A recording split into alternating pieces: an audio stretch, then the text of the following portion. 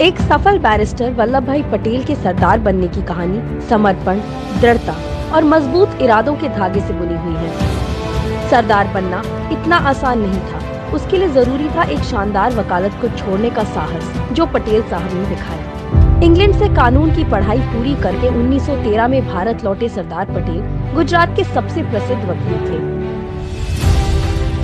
1917 में प्लेग संकट में पटेल साहब ने उस प्रसिद्धि को त्यागते हुए अहमदाबाद म्यूनिसिपैलिटी बोर्ड के सदस्य के साथ ही स्वच्छता समिति के चेयरमैन का दायित्व चुना।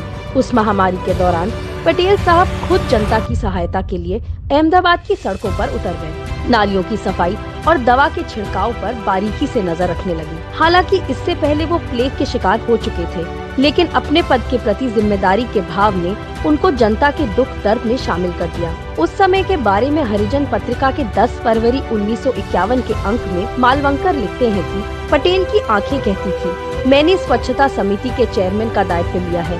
अगर मैं अपने पद का दायित्व छोड़ता हूँ तो ये लोगों के साथ विश्वासघात होगा। मैं बचाव में जुटे अपने सफाई कर्मचारियों को यहाँ प्लेग के जोखिम में छोड़कर अपनी सुरक्षा के लिए कैसे भाग सकता हूँ। इसी बीच चंपारण सत्याग्रह की सफलता से गांधी जी की लोकप्रियता चरम पर थी।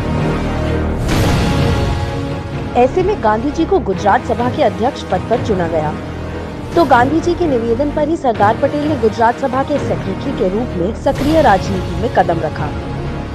आगे चलकर 1920 में सरदार पटेल गुजरात कांग्रेस के पहले अध्यक्ष बने। प्लेग संकट में तो पटेल साहब के नेतृत्व की झलक मात्र थी। अभी मील के कई पत्थर गाड़ने बाकी थे। अभी तो पटेल साहब के लौ इरादों से ब्रिटिश हुकूमत की नींव हिलनी बाकी थी। जय हिंद।